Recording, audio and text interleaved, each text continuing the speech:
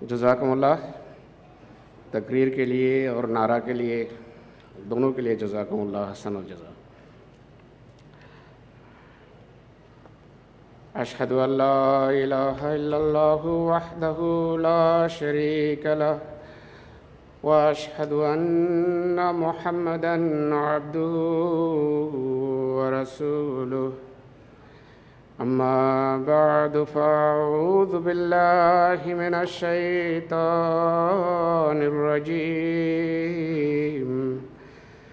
بسم اللہ الرحمن الرحیم.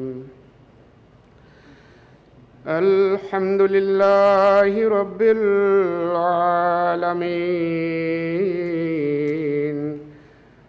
الرحمن الرحیم مالک یوم الدین. ایاک نعبد و ایاک نستعین. اہدنا الصراط المستقیم. اہدنا الصراط المستقیم صراط الذین انعمت علیہم غیر المغضوب علیہم ولا الضالین. وعد اللہ الذین آمنوا منکم وعملوا الصالحات لَيَسْتَخْلِفَنَّهُمْ فِي الْأَرْضِ كَمَا اسْتَخْلَفَ الَّذِينَ مِنْ قَبْلِهِمْ وَلَيُمَكِّنَنَّ لَهُمْ دِينَهُمُ الَّذِي ارْتَضَىٰ لَهُمْ وَلَيُبَدِّلَنَّهُمْ مِنْ بَعْدِ خَوْفِهِمْ أَمْنًا يَعْبُدُونَنِي لَا يُشْرِكُونَ بِي شَيْئًا وَمَنْ كَفَرَ بَعْدَ ذَلِكَ فَأُولَئِكَ هُمُ الْفَاسِقُونَ.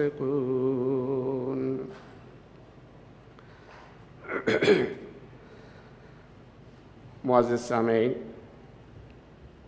جیسا کہ تلاوت سے واضح ہوگا آپ لوگوں کے سامنے کہ خلافت کے موضوع پہ کچھ عرض کرنا ہے، بلکہ معین طور پر یہ کہتا ہوں دور خلافت خامسہ میں جماعت کی جو ترقیات ہے اس موضوع پر چند باتیں میں عرض کرتا ہوں.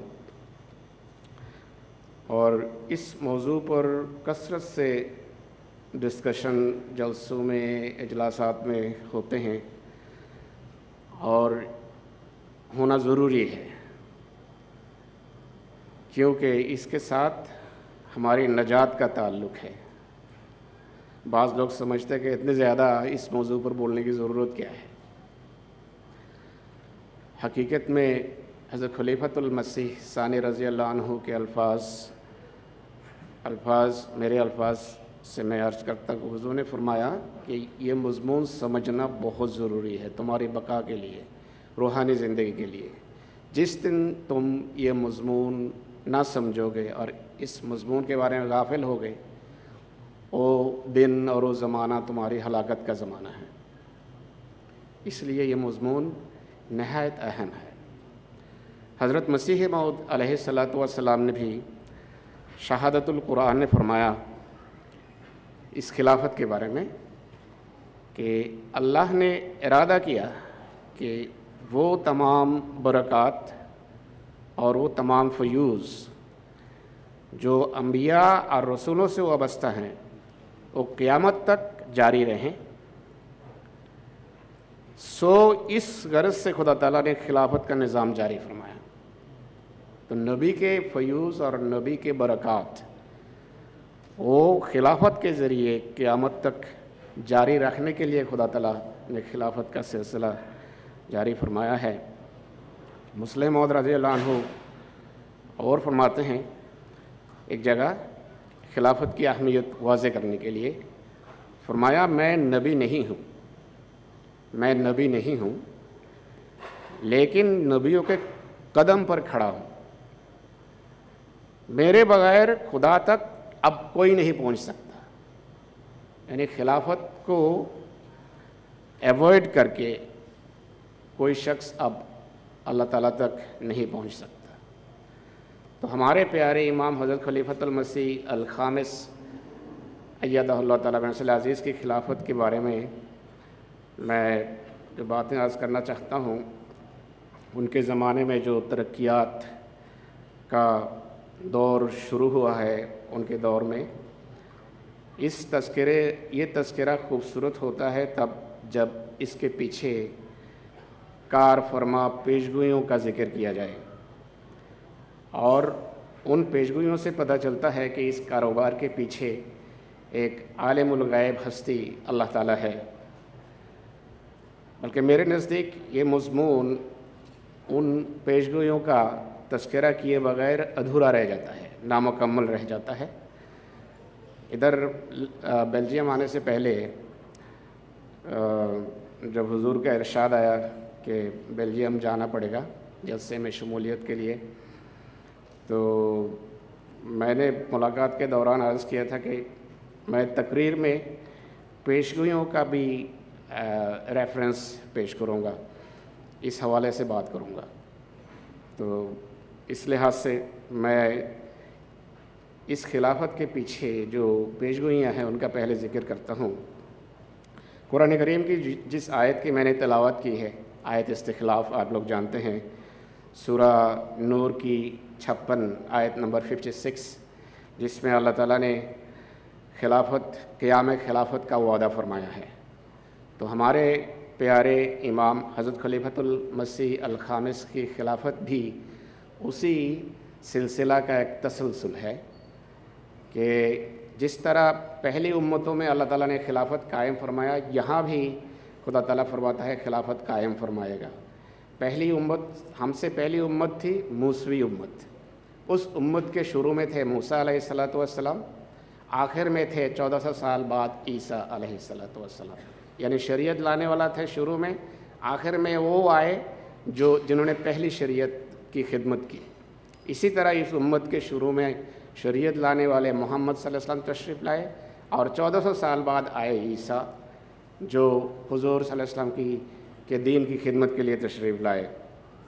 یہ اسی وعدے کی تکمیل ہے۔ اسی طرح رسول کریم صلی اللہ علیہ وسلم کی احادیث میں بھی اسی آیت کی تفسیر اور تشریح ہے کہ امت میں کس طرح یہ خلافت شروع ہوگی اور چلے گی قیامت تک۔ وہ حدیث بھی اکثر ہماری مجالس میں اور میٹنگز میں اس کا تذکرہ ہوتا ہے۔ مکمل حدیث پیش کرنے سے زیادہ وقت صرف ہو جائے گا، صرف ایک فکرہ کہتا ہوں کہ حدیث کے آخر میں حضور نے فرمایا، شروع میں فرمایا کہ تکون النبوۃ فیکم ما شاء اللہ ان تکون ثم یرفعها اذا شاء ان یرفعها ثم تکون خلافۃ علی منہاج النبوۃ فتکون ما شاء اللہ ان تکون ثم یرفعها اذا شاء ان رفعها ثم تکون ملکا عابدا ثم تکون ملکا جبریا ثم تکون خلافۃ علی منہاج النبوۃ۔ یعنی امت میں حضور صلی اللہ علیہ وسلم نے 2 مرتبہ، امت محمدیہ میں 2 مرتبہ خلافت قائم ہونے کی پیشگوئی کی۔ ایک مرتبہ اپنی رحلت کے فوراً بعد خلافت راشدہ، درمیانی زمانہ میں تکلیف دہ اور کاٹنے والی حکومتوں کا ذکر کیا، آخر میں دوبارہ خلافت علی منہاج النبوۃ، نبوت کے طریق پر خلافت قائم ہونے کی پیشگوئی کی رسول کریم صلی اللہ علیہ وسلم نے۔ اور یعنی کوئی نبی تشریف لائیں گے، ان کی رحلت کے بعد خلافت کا سلسلہ جاری ہوگا، اس کی پیشگوئی کی ہے رسول کریم صلی اللہ علیہ وسلم نے۔ تو حضرت مسیح موعود علیہ السلام اسی پیشگوئی کے مطابق تشریف لائے، اور ان کی رحلت کے بعد اللہ تعالیٰ نے خلافت راشدہ دوبارہ قائم کی، جس طرح حضرت محمد صلی اللہ علیہ وسلم نے بتایا۔ تو اس حدیث کا ترجمہ ہمارے پیارے آقا حضرت خلیفۃ المسیح الخامس ایدہ اللہ تعالیٰ بنصر عزیز نے فرمایا اپنے خطاب میں، فرمایا حضرت صلی اللہ علیہ وسلم نے ایک پیشگوئی فرمائی تھی کہ تم میں نبوت قائم رہے گی جب تک اللہ تعالیٰ چاہے گا، یعنی حضرت صلی اللہ علیہ وسلم کا اپنا زمانہ، پھر اس کو اٹھا لے گا، نبوت کو اللہ تعالیٰ اٹھا لے گا اور خلافت علی منہاج نبوت قائم ہوگی، پھر اللہ تعالیٰ جب چاہے گا اس نعمت کو بھی اٹھا لے گا، پھر اس کی تقدیر کے مطابق ایزار سا بادشاہت قائم ہوگی جس سے لوگ دل گرفتہ ہوں گے اور تنگی محسوس کریں گے، یعنی درمیانی زمانے میں جو بادشاہ آئے، اموی خلافت، عباسی خلافت، اس کے بعد عثمانی خلافت، فاطمی، یہ ساری ان زمانوں کی طرف اشارہ ہے کہ جب یہ دور ختم ہوگا تو اس کی دوسری تقدیر کے مطابق اس سے بڑھ کر جابر بادشاہت قائم ہوگی، یہاں تک کہ اللہ تعالیٰ کا رحم جوش میں آئے گا اور اس ظلم و ستم کے دور کو ختم کر دے گا، اور اس کے بعد پھر خلافت علی منہاج نبوت قائم ہوگی۔ یہ فرما کر رسول کریم صلی اللہ علیہ وسلم خاموش ہو گئے۔ تو اس خاموشی کا، اس فکرے کی تفسیر خلفاء یہ فرماتے ہیں، حضرت دوسرے خلفاء بھی، موجودہ حضور کو خود میں نے سنا اور مسیح اسلام نے خود فرمایا یہ کہ یعنی یہ خلافت جو اللہ تعالیٰ نے اس دفعہ قائم کی، یہ قیامت تک انشاءاللہ قائم رہے گی۔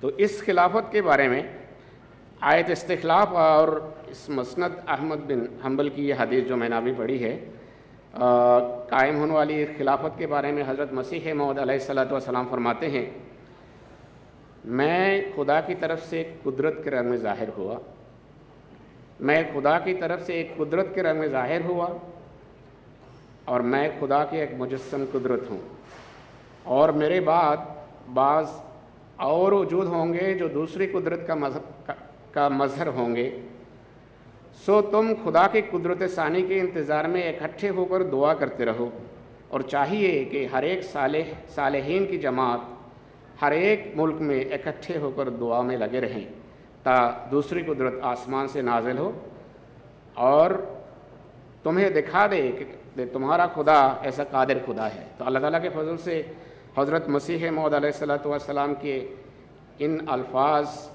یہ الفاظ پورے ہوئے اور اللہ تعالیٰ کے فضل سے ہم اس خلافت سے منسلک ہوئے۔ یہ الوصیت میں حضرت مسیح موعود علیہ الصلوۃ والسلام کے الفاظ ہیں۔ ہمارے پیارے امام کے بارے میں قرآن اور حدیث کی پیشگوئی کے بعد کچھ اور پیشگوئیوں کا بھی میں تذکرہ کروں گا۔ کثرت سے پیشگوئیاں ہیں حضور کے بارے میں، آپ کی خلافت کے بارے میں۔ حضرت مسیح موعود علیہ الصلوۃ والسلام کی پیشگوئیاں آپ لوگوں نے خلافت خامسہ کے فوراً بعد یہ پیشگوئیاں ہر طرف مطلب زد زبان تھیں۔ ابھی میں پڑھتا ہوں۔ فرمایا حضرت مسیح علیہ السلام خود فرماتے ہیں کہ حضور جو خلیفہ ہوں گے یا مرزا شریف احمد صاحب کی اولاد کو جو اللہ تعالیٰ خلافت کے منصب پر فائز فرمائے گا، اس بارے میں حضور کی پیشگوئی خواب سنیں۔ فرمایا ایک دفعہ عالم کشف میں دیکھا، اس لڑکا شریف احمد سے متعلق کہا تھا کہ اب تو ہماری جگہ بیٹھ، ہم چلتے ہیں۔ دوبارہ پڑھتا ہوں۔ ایک دفعہ عالم کشف میں دیکھا، اس لڑکا کا شریف احمد سے متعلق کہا تھا کہ اب تو ہماری جگہ بیٹھ، ہم چلتے ہیں۔ شریف احمد ہمارے پیارے امام کے دادا ہیں، تو ان کے پوتے ہیں یہ۔ تو بیٹے سے مراد ہے، لڑکے سے مراد روحانی لڑکا، یعنی ہز گرینڈ سن۔ پیشگوئیوں میں بعض دفعہ ایک شخص کی جو پوتا ہے، ہز گرینڈ سن، اس کو بیٹا بھی کہہ دیا جاتا ہے۔ پھر فرمایا اس کشف کے چند سال بعد کی خواب ہے۔ فرمایا شریف احمد کو خواب میں دیکھا کہ اس نے پگڑی باندھی ہوئی ہے اور دو آدمی پاس کھڑے ہیں۔ ایک نے شریف احمد کی طرف اشارہ کر کے کہا کہ وہ بادشاہ آیا۔ تو دیکھیں پہلے سے ہی مسیح موعود علیہ الصلوۃ والسلام کو اللہ تعالیٰ نے خبریں دی ہوئی ہے کہ حضرت مرزا شریف احمد کے اولاد میں سے کوئی ایسا فرد ہوگا جو مسیح موعود علیہ الصلوۃ والسلام کے منصب پر ان کے خلیفہ کے منصب پر فائز ہوں گے۔ فرمایا خواب میں دیکھا کہ اس نے پگڑی باندھی ہوئی ہے۔ پگڑی سے مراد ہے کراؤننگ، دستار بندی جس کو کہتے ہیں، جس کو بادشاہ کے عہدے پہ بیٹھایا جاتا ہے۔ ایک نے شریف احمد کی طرف اشارہ کر کے کہا کہ وہ بادشاہ آیا، روحانی دنیا کا بادشاہ ہیں۔ دوسرے نے کہا ابھی تو اس نے قاضی بننا ہے، اور فرمایا قاضی حکم کو کہتے ہیں۔ قاضی وہ ہے جو تائید حق کرے اور باطل کو رد کرے۔ تو قاضی ہمارے پیارے امام قاضی بھی ہیں۔ قاضی کا کیا کام ہے؟ قضائی جو فیصلے ہیں وہ کرنے۔ ایک تو حضور خلافت کے منصب پر فائز ہونے سے پہلے بھی قاضی تھے، صدر انجمن میں قاضی کے عہدے پہ بھی انہوں نے کام کیا ہے، لفظی طور پر پوری ہوئی۔ دوسرا، ملاقات کے دوران میں نے یہ حصہ حضور کی خدمت میں پیش کیا تھا کہ میری ایک انڈرسٹینڈنگ ہے اس کے بارے میں۔ تو قاضی سے مراد ایسے شخص جو مجرمین کو بتاتے کہ تم نے یہ غلط کام کیا ہے اور یہ صحیح کام کیا ہے، تمہیں یہ کرنا چاہیے تھا، تمہاری یہ سزا ہوگی اگر اس طرح اپنی اصلاح نہ کرو۔ تو اس کو حضور نے اس خیال کو رد نہیں کیا، اور میں نے عرض کیا کہ دنیا کے جو مختلف پارلیمنٹس میں حضور بڑے بڑے ایوانوں میں جا کے، مثلا امریکہ میں جا کے امریکن کانگریس مین جو ہیں ان کو معین طور پر یہ بتانا کہ تم لوگ جو ہے دنیا میں جو ظلم کر رہے ہو، لوگوں کے حقوق مار رہے ہو، اور لوگوں کے جو مختلف ممالک کے ریسورسز ہیں ان کو زور اور جبر کر کے اپنے ملک میں لا رہے ہو، یہ ٹھیک نہیں ہے۔ اس سے عالمی جو توازن ہے امن کا وہ بگڑ رہا ہے، اس لیے انصاف قائم کرو۔ یہ حضور نے امریکہ میں بھی بتایا، پھر یو کے میں بار بار بتایا، 2008 میں بھی بتایا، پھر بعد میں پارلیمنٹ سے خطاب فرمایا، کینیڈا میں مختلف لیول پہ حضور نے پارلیمنٹ میں یہ باتیں کی، اونٹاریو پارلیمنٹ میں بات کی، نیوزی لینڈ میں حضور نے یہ بات کی، آسٹریلیا میں یہ باتیں کی۔ یعنی دنیا کے جو ڈیسیشن میکرز ہیں، جو فیصلے کرتے ہیں، ان کو بیٹھا کے حضرت امیر المومنین ایدہ اللہ تعالیٰ بنصر عزیز نے معین طور پر ان کو بتایا کہ یہ غلط کاری ہے، اس کو اس طرح صحیح کرو، دنیا میں امن چاہتے ہو تو یہ کرو۔ یہ قاضی کا کام ہے۔ لیکن حضور نے فرمایا، یہ بھی فرمایا اس دوران کہ قضائی جو فیصلے ہیں یہ میرے حضرت مصلح موت کے بعد سب سے زیادہ ہیں۔ حضور کے قضائی فیصلے حضرت مصلح موت کے بعد سب سے زیادہ ہے۔ فرمایا اس بارے میں کئی کتابیں بھی چھپ چکی ہیں، تو یہ یہاں بھی پوری ہوئی۔ تو ان سب کا ذکر کرنے کا جو مقصد ہے یہ ہے کہ یہ خلافت ایسی خلافت ہے کہ جس کے بارے میں کثرت سے پیشگوئیاں ہیں، حضرت مسیح موعود کی بھی، قرآن کی بھی، حدیث کی بھی، پہلے کتب میں بھی ہے۔ پھر مسرور و انی معاک کا، اے مسرور میں تیرے ساتھ ہوں، اس پیشگوئی کا تو آپ سب کو پتہ ہے۔ افریقہ میں اس کے بارے میں نظم بھی ایک بنا لی ہے عمر معاذ نے، ادھر کے مشنری انچارج ان کو جانتے ہیں، میرے کلاس فیلو ہیں۔ تو اے مسرور میں تیرے ساتھ ہوں، یہ پیشگوئی، یہ خبر اللہ تعالیٰ نے حضرت مسیح موعود کو 100 سال پہلے، 100 سے اوپر سال ہوں گے، اس سے پہلے اللہ تعالیٰ نے ان کو خبر دی ہے۔ تو اللہ تعالیٰ کے فضل سے ایسی خلافت کے زمانے سے ہم گزر رہے ہیں جس کے بارے میں کثرت سے پیشگوئیاں ہیں۔ حضرت خلیفۃ المسیح ثانی رضی اللہ عنہ نے بھی خبر دی ہے۔ میں یہ انفر کرتا ہوں اس طرح کہ فرمایا، ایک دفعہ حضور کراچی میں ہماری جماعت کی مسجد میں خطبہ ارشاد فرما رہے تھے، 1950 کی بات ہے، 7 ستمبر 1950 کراچی میں خطبے میں فرمایا، رسول کریم صلی اللہ علیہ وسلم نے ایک دفعہ فرمایا تھا کہ دین جب خطرے میں ہوگا تو اس کی حفاظت کے لیے اہل فارس میں سے کچھ افراد کھڑے ہوں گے۔ حضرت مسیح موعود علیہ الصلاۃ والسلام ان میں سے ایک فرد تھے، اور ایک فرد میں ہوں، لیکن رجال کے ماتحت ممکن ہے کچھ اور لوگ بھی ایسے ہوں جو دین کی عظمت کو قائم رکھنے اور اس کی بنیاد کو قائم رکھنے کے لیے کھڑے ہوں۔ تو یہ جس حدیث کی طرف حضور نے اشارہ فرمایا، آپ میں سے اکثر جانتے ہیں کہ لو کان الایمان عند ثریا لنالہ رجل اور رجال من ہؤلاء، بخاری کی یہ حدیث ہے، اور سورہ جمعہ کی آیت کی تفسیر میں حضور کے یہ ارشاد محفوظ کیا امام بخاری نے۔ اس میں انہوں نے بتایا کہ ایمان اگر ثریا پہ بھی چلا جائے، سلمان کی قوم کے ایک یا ایک سے زائد، رجل ایک مرد، رجال ایک سے زائد، یعنی رجال یہ پلورل کا لفظ ہے، یعنی 3 یا 3 سے اوپر اشخاص کے لیے یہ لفظ استعمال ہوتا ہے۔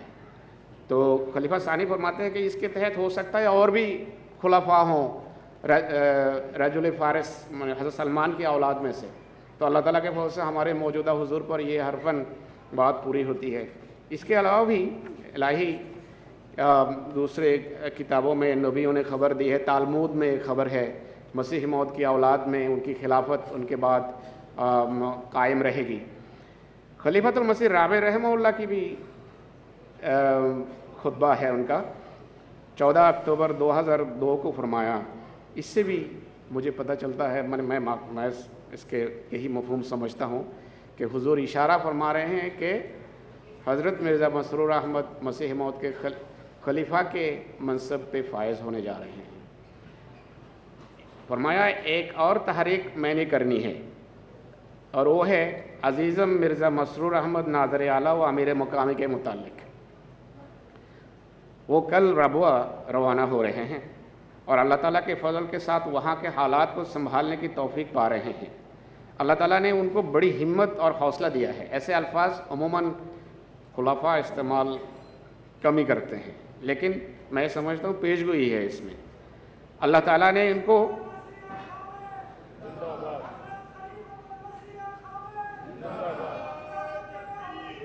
زندہ باد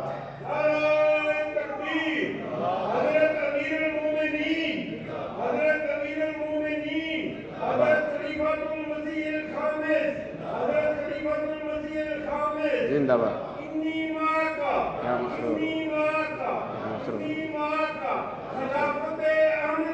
زندہ باد۔ فرمایا اللہ تعالیٰ نے ان کو بڑی ہمت اور حوصلہ دیا ہے، اور بڑے وقار کے ساتھ انہوں نے اس ابتلا کے زمانے کو کاٹا ہے۔ آپ لوگ مخلصانہ دعا کریں، اللہ تعالیٰ ان کو ہر لحاظ سے اپنے فضلوں کا نشان بنائے۔ تو یہ پیشگوئی ہے میرے نزدیک۔ خدا تعالیٰ نے یہ جو پیشگوئیاں ہیں قرآن، حدیث، خلفاء، حضرت مسیح موعود علیہ الصلاۃ والسلام، ان کو اللہ تعالیٰ نے پوری کی، اور بعد کے جو خدا تعالیٰ کی تائیدات ہیں ان سے بھی پتہ چلتا ہے کہ خدا تعالیٰ اپنے اس خلیفہ کے ساتھ ہے۔ اور قرآن شریف میں سچے خلفاء اور نبیوں کی تائید کے متعلق فرمایا انا لننصر رسلنا والذین آمنوا فی الحیات الدنیا ویوم یقوم الاشہاد، یقیناً ہم اپنے رسولوں کی اور ایمان لانے والوں کی مدد کرتے ہیں اس دنیا کی زندگی میں بھی، اور اس دن بھی جب گواہ کھڑے ہوں گے۔ اسی طرح ان کی تائید کے بارے میں اور بھی آیت ہے قرآن شریف میں، جو خدا تعالیٰ کے نمائندے ہوتے ہیں، کتب اللہ لاغلبن انا ورسولی، رسول تو ہمیشہ زندہ نہیں رہتے، رسول کے بعد جو خلافت قائم ہوتی ہے، حضور نے فرمایا کہ رسول کریم صلی اللہ علیہ وسلم نے ما کانت نبوۃ قط الا تبعت خلافہ، سب نبوت کے بعد اللہ تعالیٰ خلافت قائم کرتا ہے، اور خلافت کے ذریعے ہی نبی، ان کے زمانے میں نبی جو ہیں وہ غالب آتے ہیں۔ تو اللہ تعالیٰ کی تائید ہمیشہ ہمارے پیارے امام کے ساتھ ہم ہر آن جو قریب رہ کے کام کرتے ہیں وہ تو دیکھتے ہی ہیں، دور جو رہ کے کام کرتے ہیں ان کی نظروں میں بھی یہ ساری باتیں آتی ہیں۔ حضور نے خود فرمایا کہ حضرت خلیفۃ المسیح الرابع کی وفات ہوئی تو اللہ تعالیٰ نے پھر اپنے وعدے کو پورا کرنے کا جلوہ دکھایا اور خلافت خامسہ کا انتخاب ہوا، اور اللہ تعالیٰ نے مجھے باوجود میری بے شمار کمزوریوں کے غیر معمولی تائید و نصرت سے نوازا، اور جماعت کی ترقی کا قدم آگے سے آگے ہی بڑھتا گیا۔ اس دور میں درجنوں ملکوں میں احمدیت کا پودا لگا، درجنوں ملکوں میں جماعت احمدیہ کا باقاعدہ نظام قائم ہوا، صدہا شہروں اور قصبوں میں خود اللہ تعالیٰ نے لوگوں کی رہنمائی کر کے خلافت کی تائید و نصرت کے نظارے دکھائے، لوگوں کے دلوں میں خلافت سے تعلق کا جذبہ پیدا کر کے مخلصین کی جماعتوں کے قیام کے سامان پیدا فرمائے، اور یہ نظارے اللہ تعالیٰ دکھاتا چلا جا رہا ہے۔ تو خدا تعالیٰ کی تائید اور نصرت جو مسلسل نازل ہو رہی ہے اس کی طرف اشارہ فرمایا۔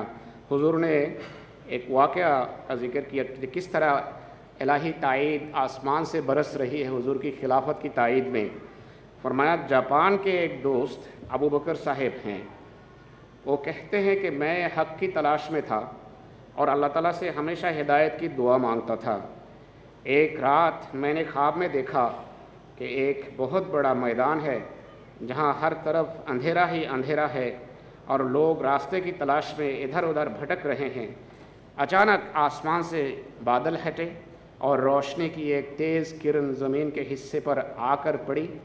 میں نے دیکھا کہ اس روشنی کے مرکز میں ایک بزرگ کھڑے ہیں جن کے سر پر پگڑی یعنی عمامہ ہے اور ان کا چہرہ بہت نورانی ہے، ان کے وجود سے روشنی نکل کر چاروں طرف پھیل رہی ہے جس سے اندھیرا دور ہو رہا ہے۔ وہ کہتے ہیں، حضور فرماتے ہیں کہ وہ کہتے ہیں کہ اس خواب کے کچھ عرصہ بعد جب میں نے پہلی دفعہ MTA پر حضور انور کا خطبہ دیکھا تو میں حیرت زدہ رہ گیا، کیونکہ یہ وہی چہرہ تھا جو میں نے خواب میں روشنی کے مرکز میں دیکھا تھا۔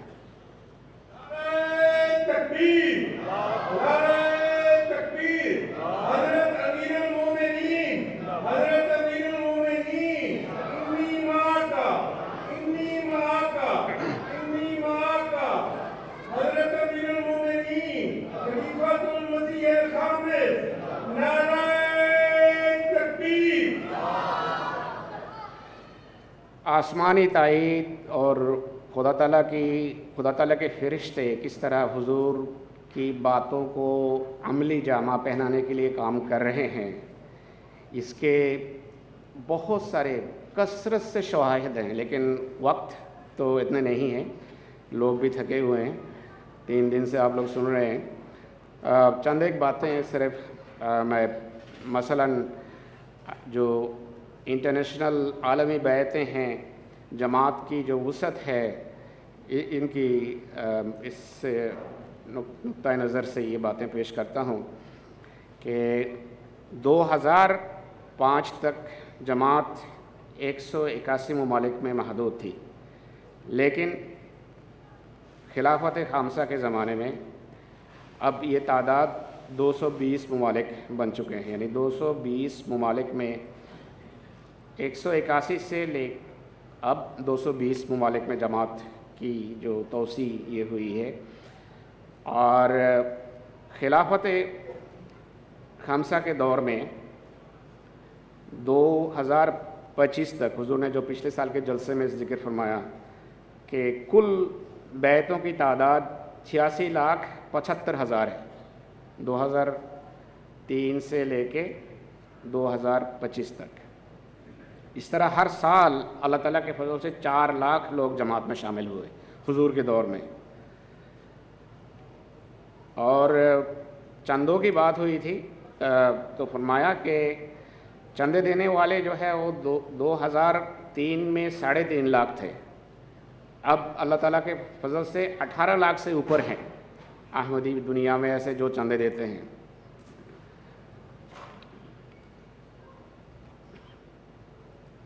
دنیا کے 40 نئے ممالک میں احمدیت قائم ہوئی، 7,000 مسجد کا اضافہ ہوا ہے، جن میں نصف مسجد جو ہے وہ بنی بنائی جماعت کو ملی۔ اس طرح ہر سال 300 سے زائد مساجد جماعت کے ہاتھ آئیں، اور वाक़फ़ीन नौ की जो तादाद है 2003 में थी 26,301 और अब है अल्लाह ताला के फजल से 85,000 85,000। तो हर लिहाज से, हर जहत में, हर सिमत में, इन ऑल डायरेक्शंस, इसको इंग्लिश में अगर कहें, जमात की अल्लाह ताला के फजल से गैर मामूली तरक्की हुई है। और ये अल्लाह ताला की तायद की अलामत है कि खुदा ताला उसके खलीफा के साथ है, उसके पीछे हैं, उसके सपोर्ट में है। 7 नवंबर 2025 तहरीक जदीद के नए साल का हुजूर ने ऐलान फरमाया। मजमूई तौर पर वसूली थी 19.55 मिलियन, 19.5 मिलियन पाउंड। और फिर 9 जनवरी 2026 को वक्फ़ जदीद के नए साल का ऐलान फरमाते हुए बताया कि इस साल की वसूली 15 मिलियन है। इस तरह हुजूर के दौर में तहरीक जदीद 8 गुना और वक्फ़ जदीद के चंदे जो हैं 10 गुना इसका इजाफ़ा हुआ है। ये आदाद व शुमार स्टैटिस्टिक्स लोग उमूमन सुनना पसंद नहीं करते, लेकिन मैं इसलिए ज़िक्र कर रहा हूँ कि खुदा ताला की जो तायद है, आसमान से अल्लाह ताला ने जो फ़रिश्तों को काम पे लगा दिया, खलीफातुल मसीह के फ़ैसले, उनके इक़दामात, उनके कौल, उनकी दुआएं, उनकी बातों को मैटेरियलाइज़ करने के लिए उसके सबूत हैं ये। और ये खिलाफत की सच्चाई की अलामत है और हमारे ईमान मजबूत करने का ज़रिया बनते हैं। कुरान करीम की इशाअत जो है और लिटरेचर की इशाअत के सिलसिला में 2003 तक 57 ज़बान में कुरान करीम के तराजम हुए। अब अल्लाह ताला के फजल से 78 ज़बान में कुरान करीम के तराजम छप चुके हैं। ये बहुत बड़ा काम है, एक एक कुरान का तर्जमा छापना। जिन्होंने काम किया है उनको तजर्बा है इसका। एक एक आयत के पीछे बाज़ दफ़ा घंटे लग जाते हैं, दिन लगता है। तो आप अंदाज़ा लगाएं कि किसी एक ज़बान में कुरान करीम छापना कितना बड़ा काम का तकाज़ा करता है। तो अल्लाह ताला के फजल से इस ज़माने में 57 से 78 ज़बान तक कुरान करीम के तराजम छप चुके हैं। आपके इधर एग्ज़िबिशन भी है, ऐलान भी हुआ था कि ये जाके देखें, दुनिया के सामने जमात अहमदिया इसको जमात की सच्चाई के निशान के तौर पर पेश करता है। किसी को ये मक़दरत नहीं हुई, किसी को ये तौफ़ीक नहीं हुई कि कुरान करीम के इस तरह तराजम करके छापे। अल्लाह ताला सिर्फ उसके सच्चे महदी और सच्ची जमात को ये तौफ़ीक दे रहा है। इसलिए ये बातें कहानी नहीं है, आप लोग देख के जाएं। तफासिर के अलावा कुरान करीम पे तफासिर छपे, तराजम छपे। इसके अलावा हुजूर ने कुरान की खिदमत के सिलसिला में बहुत सारे काम शुरू करवा दिए हैं। मसलन तरतील असबाक MTA में नशर होते हैं, अल हाफिज़ून क्लासेस शुरू की है सारी दुनिया में, तालीमुल कुरान क्लासेस, नूर एकेडमी, ऑनलाइन तालीम व तदरीस, आयशा एकेडमी वगैरह हुजूर ने जारी किए। ये सारे खिदमत कुरान की दर्द है जो एक दिल में अल्लाह ताला ने पैदा की और इस सच्चे खलीफा के दिल में है, और किसी के दिल में कुरान की खिदमत की ये तड़प नहीं है। यहाँ मैं इज़्दियादे ईमान के लिए एक बात बताता हूँ। बांग्लादेश को भी हुजूर ने फरमाया, दुनिया की बड़ी बड़ी जमातों को ये इरशाद था कि हर जगह हाफिज़ून क्लास कायम हो। तो बांग्लादेश में भी हिफ्ज़ कुरान क्लास जो है एकेडमी उन्होंने शुरू किया है, लेकिन इंतज़ामिया की कमी या लोगों की दिलचस्पी की कमी थी। एक ज़माने में आके देखा कि स्टूडेंट्स नहीं है, 1 या 2 हैं। तो हमारी इंतज़ामिया ने हुजूर को लिख दिया बांग्लादेश से कि हुजूर तुलबा नहीं हैं, इसलिए ये क्लास बंद कर दी जाए। हुजूर ने ख़त लिखवाया कि उनको लिखें कि अगर एक भी तालिब इल्म हो ये क्लास बंद नहीं होगी। कुरान करीम की मोहब्बत जो है खुदा ताला ने अपने सच्चे खलीफा के दिल में पैदा की, और ये क्लास अल्लाह ताला के पास से जारी है अभी बांग्लादेश में। ایم ٹی اے کا جو دنیا، اس کی دنیا ہے وہ تو آپ جانتے ہیں کس طرح ایم ٹی اے کے ذریعے اللہ تعالیٰ کے فضل سے احمدیہ جماعت کا جو کارواں ہے تیزی سے ہر طرف جو ہے اپنا سفر پہ رواں ہے۔ 1992 میں یہ سلسلہ شروع ہوا تھا، ایک چینل صرف اس کا تھا، لیکن اب اللہ تعالیٰ کے فضل سے 8 چینلز ہیں اور 12 سیٹلائٹس کے ذریعے ایم ٹی اے کی نشریات جو ہے چل رہی ہے ساری دنیا میں۔ 12 سیٹلائٹس، 1 انچ زمین بھی دنیا میں ایسی نہیں جہاں ایم ٹی اے آپ لوگ دیکھ نہیں سکتے، ہر جگہ ایم ٹی اے دیکھا جا سکتا ہے اللہ تعالیٰ کے فضل سے۔ اور یہ جتنے لیٹسٹ میڈیا ہے دیکھنے کے سب حضور استعمال فرما رہے ہیں، television, mobile, internet, electronic media, پھر ایپس کا بھی حضور نے جاری فرمایا علیہ السلام کے ذریعے۔ تو ہر جگہ اللہ تعالیٰ کے فضل سے خدا تعالیٰ کی تائید جو ہے نازل ہو رہی ہے جماعت کے حق میں۔ اور یہ تو آپ لوگوں نے پہلے بھی سنا ہوا ہے کہ پاکستان میں ایم ٹی اے کی جو اس طرح ہر گھر میں پہنچ جانا، اس پر ملاؤں نے شور بھی مچایا کہ اب قادیانی خلافہ جو ہیں ہمارے بیڈ روم میں داخل ہو گئے ہیں، پہلے ایک خلیفہ تھے، اب دو خلیفے جو ہیں ہمارے گھر میں آ گئے ہیں۔ تو یہ تو ان کی تقدیر میں چلانا اور جلنا ہی ہے، لیکن اللہ تعالیٰ کے سچے خلیفہ کی یہ سچائی کی علامت ہے۔ حضور اس کو خوب استعمال فرما رہے ہیں۔ حضور نے فرمایا کہ ایم ٹی اے 3 بھی خدائی تائیدات کا نشان ہے۔ ایم ٹی اے العربیہ جب جاری ہوا اس وقت حضور اتنے خوش تھے کہ حضور نے خطبے میں فرمایا کہ ایم ٹی اے 3 بھی خدائی تائیدات کا نشان ہے۔ عام احمدی شاید اس کو اتنی اہمیت نہ دیں، لیکن یہ اتنا بڑا اللہ تعالیٰ کا فضل ہے، اتنی بڑی نعمت ہے احمدیہ مسلم جماعت کے لیے کہ ہم جہاں نہیں پہنچ سکتے، اور ہم پہنچتے بھی نہیں، استطاعت بھی ہو ہم نہیں پہنچتے، اس لیے تقریر کرنی پڑتی ہے ادھر کہ تبلیغ کریں، لیکن خدا تعالیٰ نے خود آسمان سے اس کا انتظام فرما دیا ہے کہ حضور نے فرمایا ایم ٹی اے 3 بھی خدائی تائیدات کا نشان ہے۔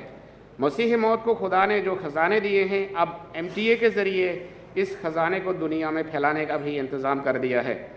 اس زمانے کے ایجادات کا صحیح استعمال صرف مسیح موت کے ذریعے ہو رہا ہے۔ مسیح موت کو خدا نے جو دلائل دیے، ایم ٹی اے ان کے ذریعے دشمن کے منہ بند کر رہا ہے۔ ایم ٹی اے خلافت کی برکات میں سے ایک برکت ہے، حضرت مسیح موعود کی جماعت پر اللہ تعالیٰ کے فضل میں سے ایک فضل ہے، اس لیے اس سے پورا فائدہ اٹھانا چاہیے۔ تو حضور نے ہمیں نصیحت بھی کی اور بار بار فرمایا بڑوں کو، والدین کو، کہ گھر میں ایم ٹی اے دکھائیں بچوں کو۔ آپ تربیت نہیں کر سکتے، خلیفۃ المسیح خود تربیت کریں گے۔ فرمایا ڈیلی کم از کم ایک گھنٹہ آپ لوگ بچوں کے ساتھ بیٹھ کے ایم ٹی اے دیکھیں۔ تو یہ اس پر بھی عمل ہونا چاہیے اور وقتاً فوقتاً جماعت کو یاد دلانا چاہیے۔ حضور کے جو کام ہے وہ اس کا 1000 کا ایک حصہ بھی ادھر پیش نہیں ہو سکتا۔ اور مختلف دنیا کے پارلیمنٹس میں حضور نے جو خطابات کیے ان کا تو میں نے ذکر کیا، یو کے پارلیمنٹ، کیپٹل ہل، یورپین پارلیمنٹ، مختلف دوسرے اداروں میں، ملٹری اکیڈمی جرمنی میں، اور ہیومن سروس ٹو ہیومینٹی، انسانیت کی خدمت کا جو سلسلہ حضور نے شروع کروایا، اس کی داستان بہت لمبی ہے، اس کا ذکر نہیں ہو سکتا، آپ لوگ تھک جائیں گے۔ حضور کے خطبات اور خطابات سنیں، 2 الفاظ تقریباً اکثر خطبات میں نظر آتے ہیں، حقوق اللہ اور حقوق العباد۔ تو اللہ کے جو حقوق ہیں، نماز، روزے، مالی قربانیاں، یہ ایک پہلو ہے۔ تو نماز کے لحاظ سے حضور مسلسل جماعت کو نصیحت کر رہے ہیں، مختلف کلاسز ہوتی ہیں، گروپس حضور کے پاس جاتے ہیں۔ بیلجیم سے بھی حال ہی میں ہم نے دیکھا، بلکہ سارا سال آتے رہتے ہیں ادھر سے بھی، دنیا کے، ہم چونکہ لنڈن میں ہیں میں دیکھتا رہتا ہوں، ویسٹرن ورلڈ سے خصوصاً افریقہ سے بھی टीम आफ्टर टीम मुख्तलिफ सारा साल कभी अंसारुल्लाह की आमिला, कभी जमात की मेन आमिला, खुद्दमुल अहमदिया की आमिला, लजना मौला, अतफारुल अहमदिया, वक्फिन नो, मुख्तलिफ ममालिक के उमरा आते जा रहे हैं मुसलसल। और हज़रत अमीरुल मोमिनीन को लोग सवालात पूछते हैं कि हुजूर मेरे दिल में ये ख्याल है, मैं क्या करूँ? अक्सर फरमाते हैं तुम बर वक्त नमाज़ पढ़ लिया करो, नमाज़ पढ़ लिया करो। जमातों को मेनली हुजूर बड़े प्यार से, हमारे हुजूर का अल्लाह ताला ये इम्तियाज़ी जो है शान है कि हुजूर के अल्फाज बहुत सॉफ्ट होते हैं, सख्ती से कुछ नहीं फरमाते। हमेशा फरमाते हैं तुम नमाज़ पढ़ लिया करो 5 दफ़ा daily, this is enough for you. तो बाजमात नमाज ज़रूरी है। मैं सोच रहा था कल बेल्जियम के बारे में, आज भी मेरे जहन में ये बात थी, किसी से मैं अर्ज़ भी कर रहा था कि यहाँ आप लोगों की तादाद तकरीबन 2500 है, इससे कुछ कम है, लेकिन मसाजिद आप लोगों की जो है वो दूर दूर हैं घरों से। तो मैं सोच रहा था कि हम इस बेल्जियम जमात के कितने फ़ीसद लोग जो हैं बाजमात नमाज़ पढ़ते हैं मस्जिदों में जाके? 200, 400? अगर 200 हो और 400 हो तो शायद 100 हो तो 10%, या आप लोग हिसाब लगाएं। मैंने हिसाब लगाया कि बहुत पूरी तादाद में से एक बहुत बड़ा हिस्सा ऐसा है जो मस्जिद में जाके बाजमात नहीं पढ़ सकते दूरी की वजह से।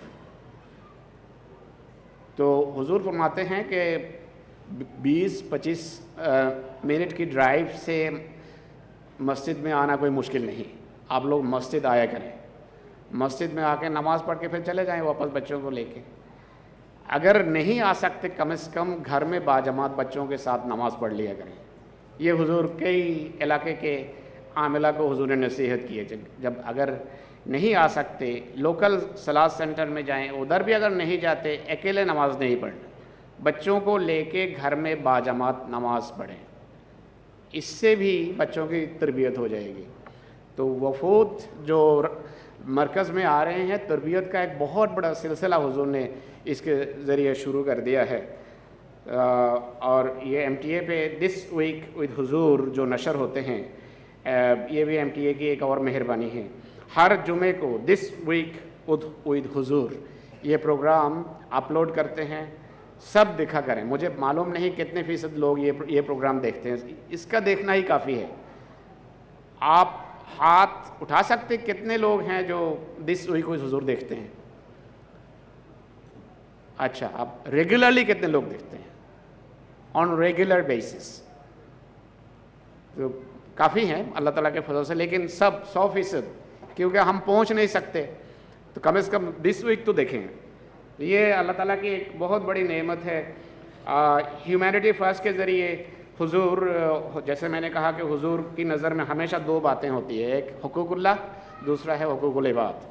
तो हुकूकुल इबाद में इंसानियत की खिदमत का जिस रंग में सारी दुनिया में जमात खिदमत कर रही है, खुसूसन इस खिलाफत में खिदमत इंसानियत का ऐसा सिलसिला शुरू हो गया अफ्रीका में, अफ्रीका के मुख्तलिफ ममालिक में ह्यूमैनिटी के ज़रिए, IAAA के ज़रिए, अहमदिया एसोसिएशन फॉर आर्किटेक्ट्स इस किस्म के है, इसका पूरा जो मुखफ़फ़ का फुल, तो इसके ज़रिए अफ्रीका के मुख्तलिफ ममालिक में ट्यूबवेल्स, फिर सोलर, इसके अलावा हस्पताल अंसारुल्लाह ने जो बुर्किना फासो में बनाया, तो और ये एक टीचिंग हॉस्पिटल है और state of the art hospital इसका लफ्ज़ इसके लिए इस्तेमाल करते हैं। साइकिल देना गुराबा को, साइकिल तकसीम करना, तो इन कामों में अंसारुल्लाह कनाडा, बरतानिया, ऑस्ट्रेलिया, सारे ममालिक के जो अंसारुल्लाह अल्लाह ताला के वो से किरदार अदा कर रहे हैं।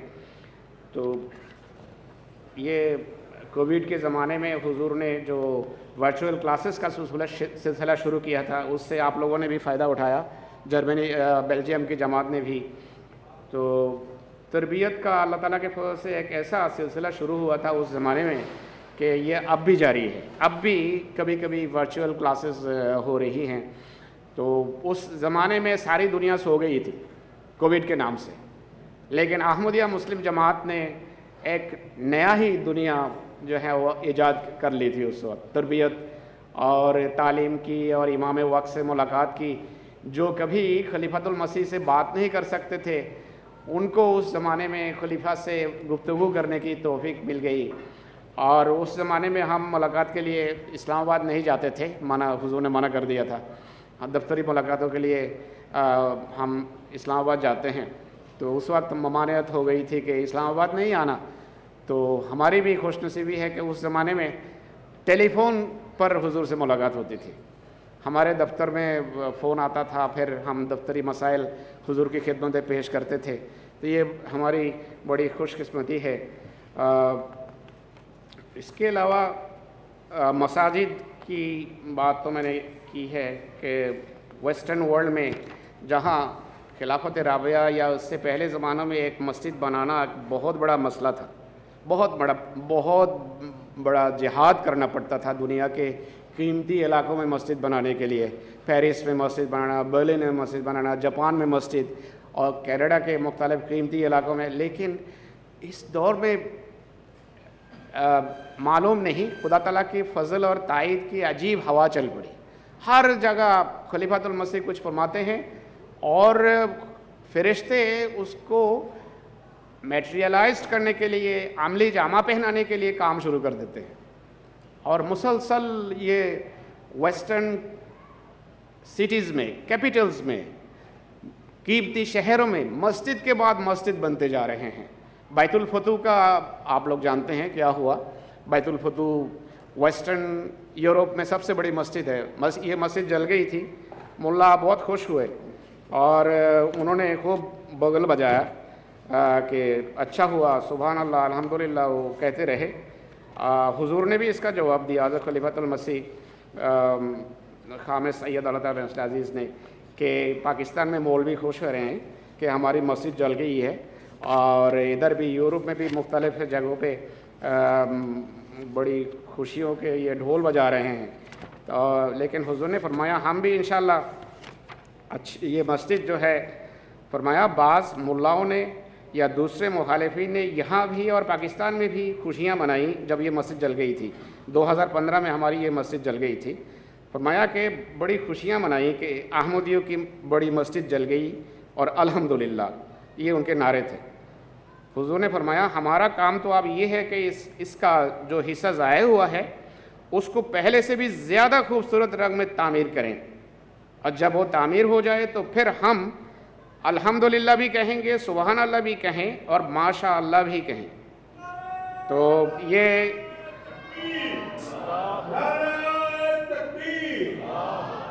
अब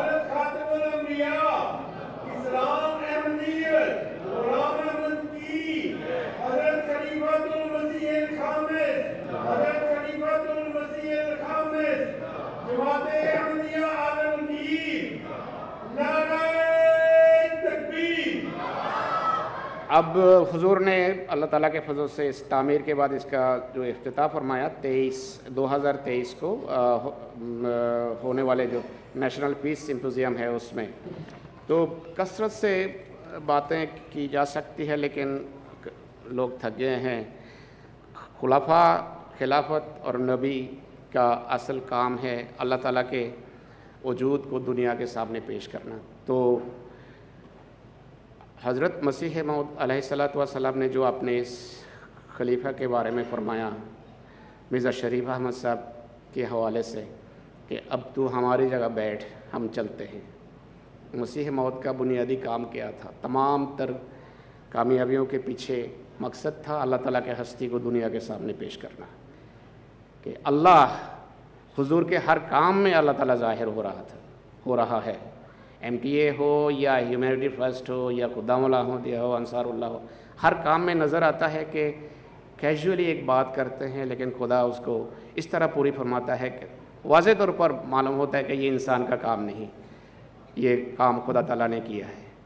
वाज़ेह तौर पर अल्लाह ताला की ताईद के कुछ एक दो मिसाल दे के मैं तकरीर ख़त्म करूँगा कि हुजूर जो भी फरमाते हैं उसको عملی جامہ پہنانے کے لیے فرشتے کام کرتے ہیں، اور اس قسم کے ہزار ہا واقعات خطبات میں حضور جلسے کے دوران بھی پیش کرتے ہیں، پھر سارا سال خطبے میں بھی پیش کرتے ہیں، تحریک جدید وقف جدید کے اعلانات جب ہوتے ہیں اس وقت بھی پیش کرتے ہیں کہ اللہ تعالیٰ نے کس طرح فرشتوں کو لگا دیا ہے اس خلافت کی بارے میں یہ دنیا کے سامنے واضح کرنے کے لیے کہ اللہ خود ان کے پیچھے ہیں، ان کے سپورٹ میں ہے۔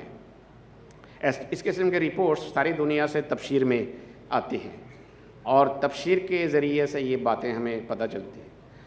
ایک بات جو ماجد صاحب نے بتایا وہ یہ ہے کہ کس طرح خدا اپنے خلیفہ کے جو الفاظ ہیں اس کو پورے فرماتا ہے۔ سری لنکا میں اور ملائیشیا میں UNHCR کے سینٹرز ہیں، ریفیوجی سینٹرز، ادھر احمدی لوگ ہیں، پاکستان سے جا کے ادھر ان کے کیسز ہوتے ہیں دنیا کے مختلف ممالک میں ان کو سیٹل کرنے کے لیے۔ تو سری لنکا کی ایک احمدی خاتون کا اس طرح کیس تھا، تو ان کے بارے میں فیصلہ جاری ہو گیا تھا کہ تمہاری کیس ریجیکٹ ہے اور تمہیں ڈیپورٹ کیا جا رہا ہے، اور صرف فیصلہ ہی نہیں دیا بلکہ ان کے ہاتھ میں ٹکٹ بھی پکڑا دی اور ان کو ایئرپورٹ بھی لے گئے، اور وہ خاتون ایسے ایماندار خاتون ہے، تو ان کے بارے میں جو فیصلہ، یہ خط انہوں نے حضور کو خط لکھا ادھر سے ہی ایرسٹڈ حالت میں کہ حضور میرے بارے میں یہ فیصلہ ہوا ہے۔ تو حضور نے اس خط پر فرمایا کہ آپ ڈیپورٹ نہیں ہوں گی، اور یہ خط ان کے پاس چلا گیا، آپ ڈیپورٹ نہیں ہوں گی۔ حالانکہ ان کو ایرسٹ بھی کیا، ایئرپورٹ لے گئے، بیٹھے ہیں۔ وہ خاتون بھی ایسے ایماندار ہیں، وہ بھی بار بار میسج بھیج رہی ہے کہ یہ ہو نہیں سکتا کہ تم مجھے ادھر سے ڈیپورٹ کرو، میرے خلیفہ نے لکھ کے بھیجا ہے کہ آپ ڈیپورٹ نہیں ہوں گی۔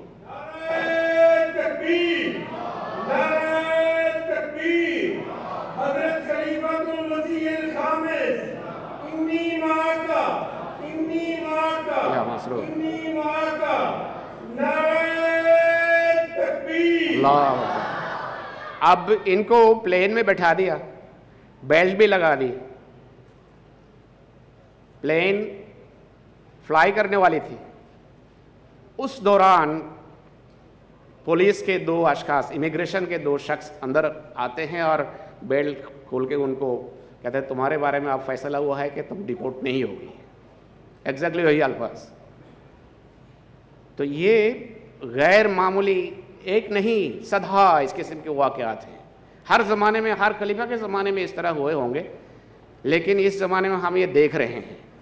جرمنی کا واقعہ ہے، ایک شخص نے سنایا کہ میری امی جو ہے وہ بیمار رہتی تھی، اور ہر 3-4 مہینے کے بعد 1 مہینہ ان کو ہسپتال میں رہنا پڑتا تھا، ایسی تکلیف تھی۔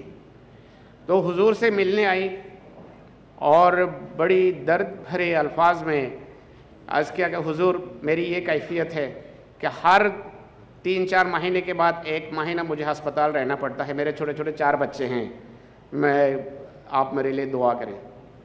حضور نے سنا، دعا کی، اس کے بعد رومال نکالا، اور حضور کا یہ طریق ہے جب خاموشی سے دعا کرتے ہیں اور خدا کی طرف خصوصی توجہ کرتے ہیں، ہم نے دیکھا یہ خود، حضور رومال نکال کے ہاتھ میں اس طرح اس کو رگڑا، اور مسلم اسلام کی جو انگوٹھیاں ہیں ان کے ساتھ بھی رگڑا، اور پھر دعا کر کے ان کو دیا۔ اور ان کا بیٹا بتاتے ہیں کہ وہ دن اور آج 15 سال ہو گئے، اس کے بعد ایک دفعہ بھی ان کو امی کو ہسپتال نہیں جانا پڑا۔ تو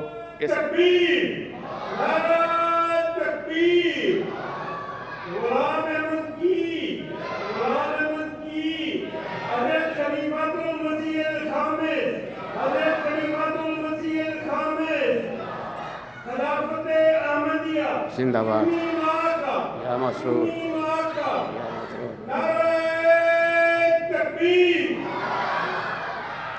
اب ایک اپنا واقعہ میں سناتا ہوں.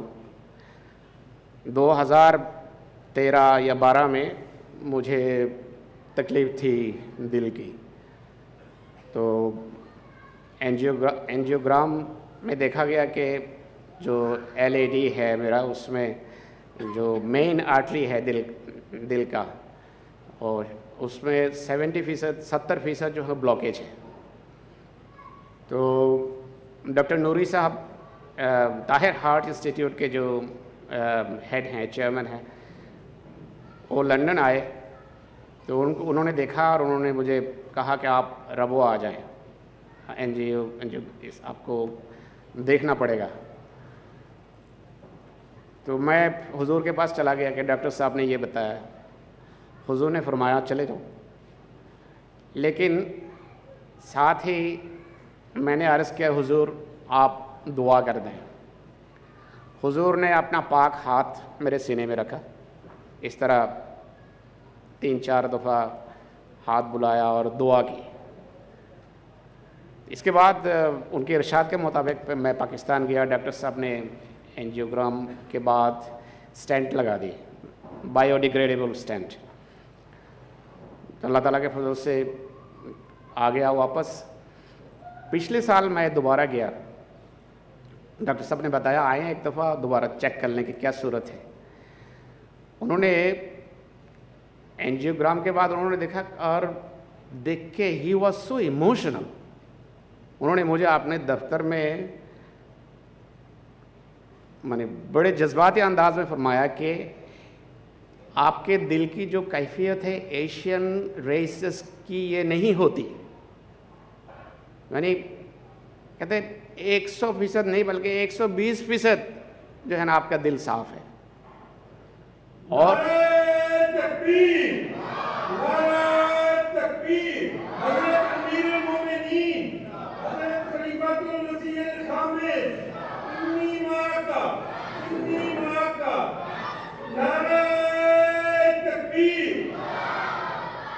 120% کا مطلب ہے کہ یہ جذبات کے جو ہیجان ہے اس کا ایکسپریشن ہے کہ 120% یہ صاحب کہتے ہیں یہ خلیفۃ المسیح کی دعا ہے. ایشین ریس میں ایک دفعہ اگر اس طرح ہو، بلکہ فرماتے ہیں کہ اکثر دلوں میں کچھ نہ کچھ جمتے رہتے ہیں، لیکن آپ کا بالکل صاف ہے. تو ابھی وہ لندن آئے تھے اپریل میں یا مئی میں، تو سرائے خدمت جہاں خلیفۃ المسیح رابع رحمہ اللہ رہتے تھے اسلام آباد میں، تو ادھر ٹھہرے تھے. وہ میں اپنے بچوں کو لے کے ان سے ملنے گیا. تو میرے 3 بیٹے، ہماری بہو ساتھ تھی، اور ادھر بھی اتنے جذباتی تھے. سب میرے بچے ادھر حاضر ہیں، ابھی وہ سن رہے ہیں. انہوں نے بتایا کہ یہ خلیفۃ المسیح کی دعا ہے تمہارے ابو کی جو یہ دل کی کیفیت ہے ابھی اللہ تعالیٰ کے فضل سے. تو اس طرح ہزارہا واقعات ہیں. حضرت مرزا مسرور احمد ایدہ اللہ تعالیٰ بنصر عزیز کیجولی کچھ فرماتے ہیں اور خدا تعالیٰ فرشتوں کو لگا دیتا ہے اس کو عملی جامہ پہنانے کے لیے. روزانہ ہم اللہ تعالیٰ کے فضل سے دیکھ رہے ہیں. تو خدا کرے کہ اس خلافت کو ہم سمجھیں اور اس کے نور سے منور ہوں. اپنے اولاد کو اس سے منسلک کریں، سب بچوں کو خلافت سے منسلک کریں، ان بچوں سے خط لکھوائیں. حضور خود بھی چاہتے ہیں کہ بچے لکھیں، اپنی تصویریں کاغذ پہ لگا کے ان کو بھیجیں، ان کی دعائیں کرتے ہیں. ہم بہت خوش نصیب ہیں. اللہ تعالیٰ کے خلافہ کے پاک ہاتھ کے لمس ہمارے انہوں نے لمس فرمایا ہے. خلیفۃ المسیح رابع رحمہ اللہ نے بھی ہمیں پیار دیا ہے. اس زمانے کے نبی کی بیٹی نے بھی ہمیں دعا دی ہے میرے سر پہ ہاتھ رکھ کے، حضرت امت الحفیظ بیگم صاحبہ مسلم اسلام کی بیٹی. تو یہ دولت پیسے خرچ کرنے سے نہیں ملتے. سب کوشش کریں کہ جس کو خدا نے خلیفہ بنایا اس زمانے میں اس کے ساتھ ذاتی تعلق قائم ہو. تو خدا تعالیٰ سب کو اس کی توفیق دے. میں حضور کا ایک اقتباس پڑھ کے ختم کر دیتا ہوں. خلیفۃ المسیح خامس ایدہ اللہ تعالیٰ فرماتے ہیں ہمیشہ یاد رکھیں کہ خلافت احمدیہ کے ساتھ جڑنے سے ہی اب دنیا کی بقا ہے، اور خلافت احمدیہ اس نظام کا تسلسل ہے उस वादे का तसलसल है जो अल्लाह ताला ने हज़रत सल्लल्लाहु अलैहि वसल्लम ने फरमाया था। अल्लाह ताला हमें इसकी तौफीक अता फरमाए कि हम में से हर फ़र्द खिलाफत अहमदिया के कायम रखने के लिए हर कुर्बानी के लिए तैयार रहे, और हम मुख्तलिफ़ वक्तों में जो अहद करते हैं, ज़ैली तंजीमों में भी है, उनके मेंबरान भी अहद करते हैं और वो उसे पूरा करने वाले हों, और अल्लाह ताला हमारी ज़िंदगियों में ऐसा ज़माना लेकर आए कि जब हम देखें कि दुनिया में अल्लाह ताला की वहदानियत का झंडा हर जगह लहरा रहा है और हज़रत सल्लल्लाहु अलैहि वसल्लम की ग़ुलामी में लोग जौक दर जौक आ रहे हैं और अल्लाह ताला के काबिल फरमाबरदारों में से बनने की कोशिश कर रहे हैं। तो खुदा ताला हमें खुद खलीफा की ख्वाहिश के मुताबिक, उनके इरशाद के मुताबिक अपने आप को ढालने की तौफीक अता फरमाए। जज़ाकुमुल्लाह।